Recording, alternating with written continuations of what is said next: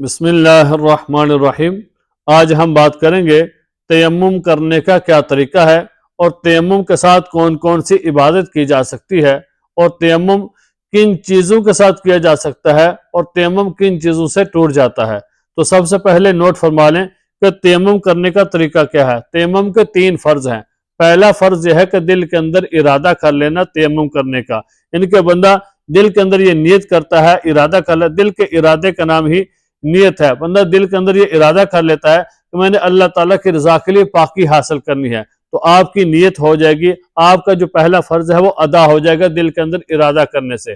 دوسرا فرض یہ ہے کہ اپنے دونوں ہاتھوں کے ساتھ 2 ضربے لگانا، یعنی کہ اپنے دونوں ہاتھوں کو زمین پر مارنا۔ تو پہلا جب یہ زمین پر ماریں گے تو پھر کیا کرنا ہے کہ اپنے دونوں ہاتھوں کو جھاڑ لیں گے، اپنے دونوں ہاتھوں کو اپنے چہرے کے اوپر کیا کریں گے، ملیں گے، پورے چہرے کے اوپر اس دونوں ہاتھوں کو مل لیں گے، تو یہ دوسرا فرض بھی ادا ہو جائے گا۔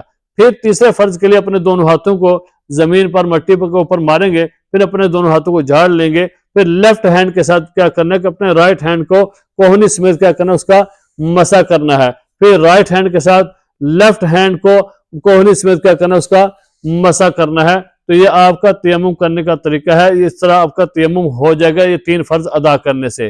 پھر تیمم کے ساتھ کون کون سی عبادت کی جا سکتی ہے۔ یاد رکھیں کہ تیمم کے ساتھ ہر وہ عبادت کی جا سکتی ہے جو آپ وضو اور غسل کے ساتھ کرتے ہیں۔ جیسے ایک بندہ وضو کر کے قرآن پاک پڑھتا ہے، نماز پڑھتا ہے، طواف کرتا ہے، تو اسی طرح تیمم کے ساتھ بھی بندہ وہ تیمم کر کے نماز ادا کر سکتا ہے، جو ہے قرآن پاک کی تلاوت کی جا سکتی ہے، طواف کر سکتا ہے۔ ہر وہ عبادت جو آپ وضو کے ساتھ کر سکتے ہیں وہ تیمم کے ساتھ بھی کر سکتے ہیں۔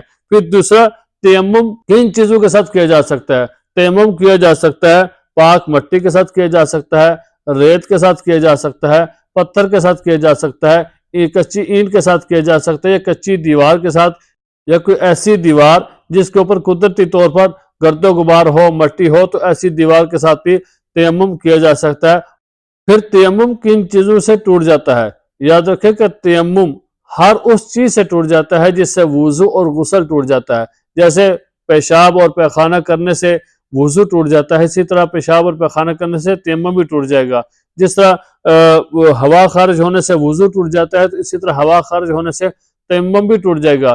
ایک بات اور اس میں نوٹ فرما لیں کہ اگر کسی بندے نے تیمم اس وجہ سے کیا تھا کہ وہ پانی کے اوپر قادر نہیں تھا، اس کے پاس پانی موجود نہیں تھا، تو اس نے مجبوری کی حالت میں تیمم کیا تھا، کہ اس کی ریزن تھی کہ اس کے پاس پانی موجود نہیں تھا۔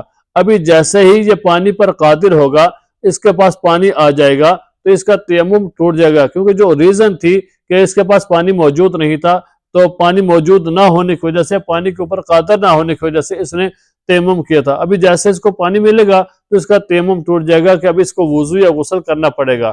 پھر دوسری چیز کہ اگر ایک بندے نے تیمم اس وجہ سے کیا تھا کہ بیماری کی حالت میں اس کو ڈر تھا کہ اس کی بیماری جو ہے وہ زیادہ بڑھ جائے گی، یا اس کا جو زخم ہے وہ خراب ہو جائے گا، تو اس وجہ سے اس نے تیمم کیا تھا، پانی استعمال نہیں کیا، وضو نہیں کیا۔ تو ابھی جیسے ہی اس کی وہ بیماری ٹھیک ہوگی، اس کا جو زخم ٹھیک ہوگا، تو یہ اس کا تیمم ٹوٹ جائے گا، کیونکہ جو ریزن تھی وہ ریزن ختم ہو گئی ہے، وہ وجہ ختم ہو گئی ہے۔ تو ابھی جیسے اس کی بیماری ٹھیک ہوگی تو اس کا تیمم بھی ٹوٹ جائے گا، اس کو وضو کرنا پڑے گا۔ اگر اس نے وضو کے بدلے میں تیمم کیا تھا تو وضو کرنا پڑے گا، اگر غسل کے بدلے میں تیمم کیا تھا تو اب اس کا جو ہے اس کو دوبارہ غسل کرنا پڑے گا۔ تو یہ طریقہ تھا تیمم کرنے کا، اور جو صورتیں میں نے بتائیں کہ تیمم کے ساتھ کون کون سی عبادت کی جا سکتی ہے، پھر تیمم کن چیزوں کے ساتھ کیا جا سکتا ہے، تیمم کن چیزوں کے ساتھ ٹوٹ جاتا ہے، تو یہ چیزیں نوٹ فرما لیں۔ تیمم کرنے کا طریقہ خود بھی سیکھیں اور اپنے دوستوں کے ساتھ بھی شیئر کریں، تاکہ جو ہے ہمیں وہ تیمم کرنے کا طریقہ معلوم ہو، کہ اگر کہیں کسی مجبوری کی حالت میں ہمیں تیمم کرنا پڑے تو ہمیں طریقہ معلوم ہو۔ اللہ تعالی ہمیں سمجھنے کی اور عمل کرنے کی توفیق عطا فرمائے۔